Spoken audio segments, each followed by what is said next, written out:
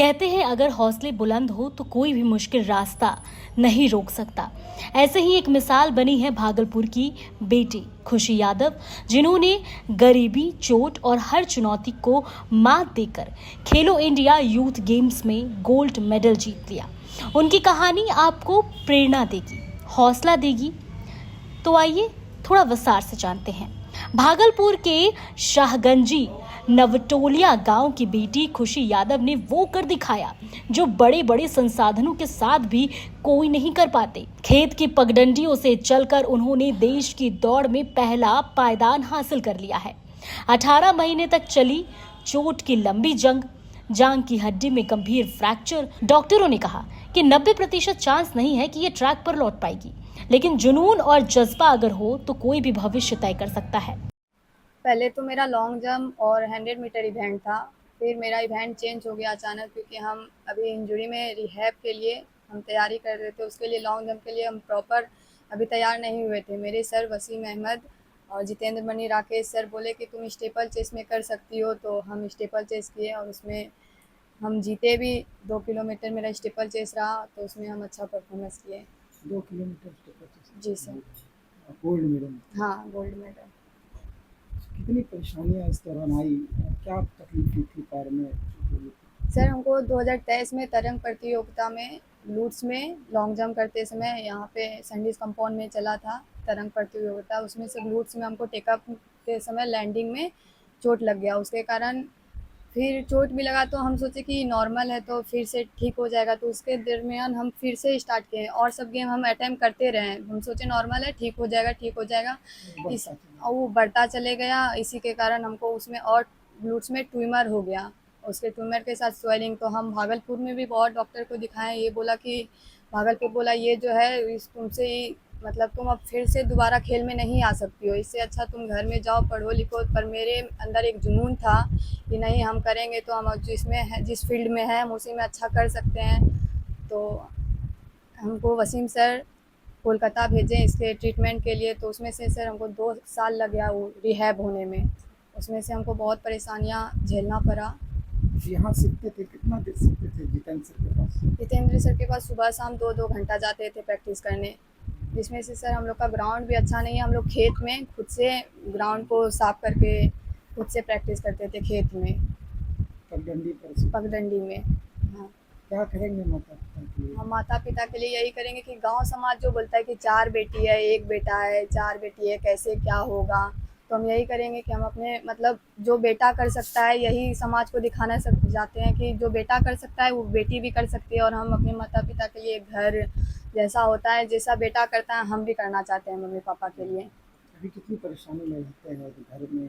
अभी तो सर इतनी गर्मी होने के कारण हम लोग का ये चदरे का घर है, उसमें से रहते हैं।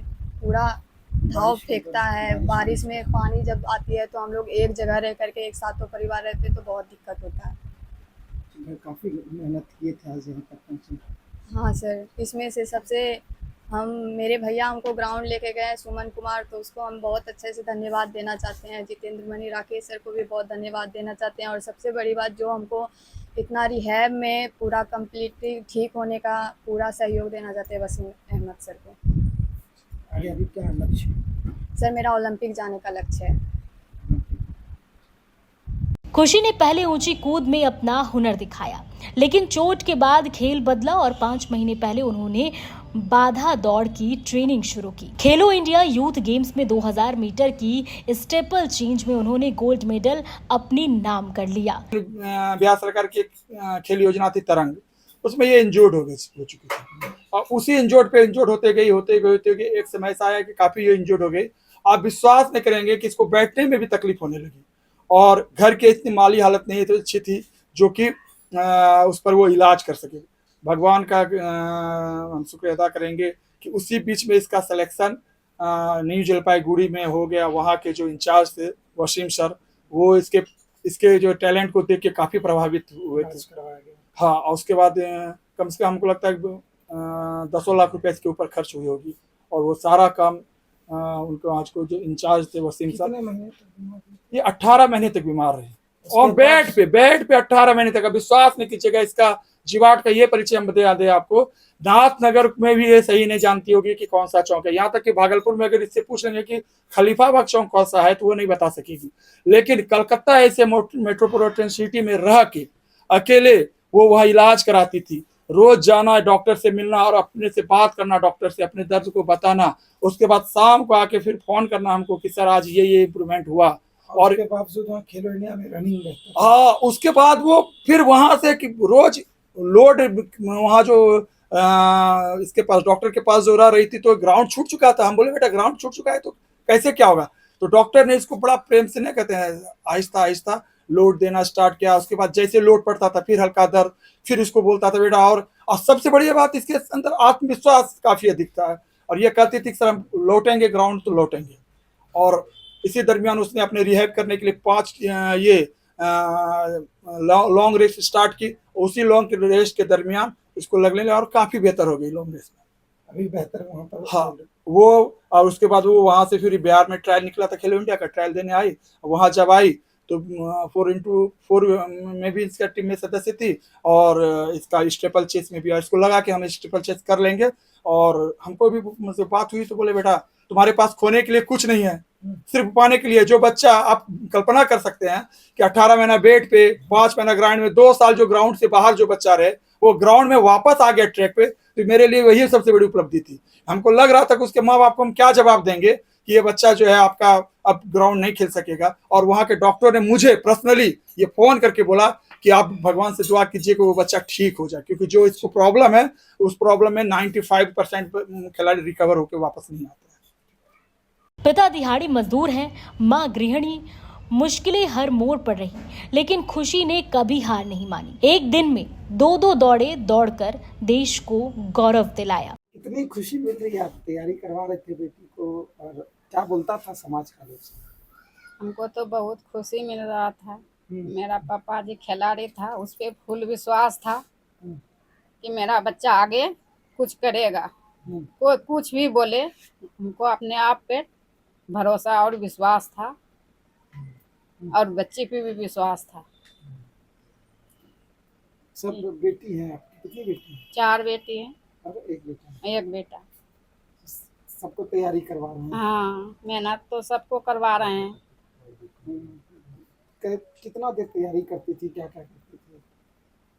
सुबह जैसे 2 घंटा जाता था, शाम में 2 घंटा। किसी समय मौका मिला, ठंडा मौसम मिला तो दोपहर में भी निकल गया घर से।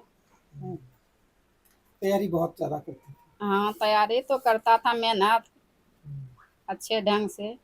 वही खुशी मिलता था जो हम कुछ अपने आप पे खुशी हमको महसूस होता था कि हम मेरा बच्चा आगे निकलेगा, आगे बढ़े अभी। हाँ, बराबर मेडल लाते रहता था, खुशी बढ़ते रहता था। समाज का लोग क्या कहता था? समाज को लोग तो कहता था तो कुछ भी, तो उससे हमको कोई लेना देना नहीं था। हम अपने आप पर भरोसा करते थे और हम अपने पापा जी भी भरोसा करते थे। बचपन से खेल पे रुचि था? हाँ,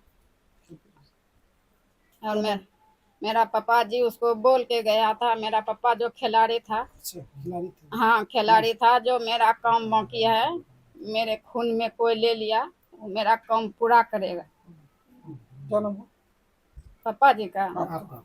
मेरा नाम सुषमा देवी। आज पूरा गांव गौरव में है। खेलो इंडिया यूथ गेम्स की गोल्डन गर्ल बन चुकी खुशी यादव सपना अब ओलंपिक का है और देश को इंटरनेशनल लेवल पर गोल्ड दिलाने का। कहानी सिर्फ जीत की नहीं बल्कि एक लंबी लड़ाई की भी है। चोट से, गरीबी से, हालात से और इस सब के बावजूद अगर कोई लड़की देश के लिए गोल्ड जीतती है तो वो असली चैंपियन है।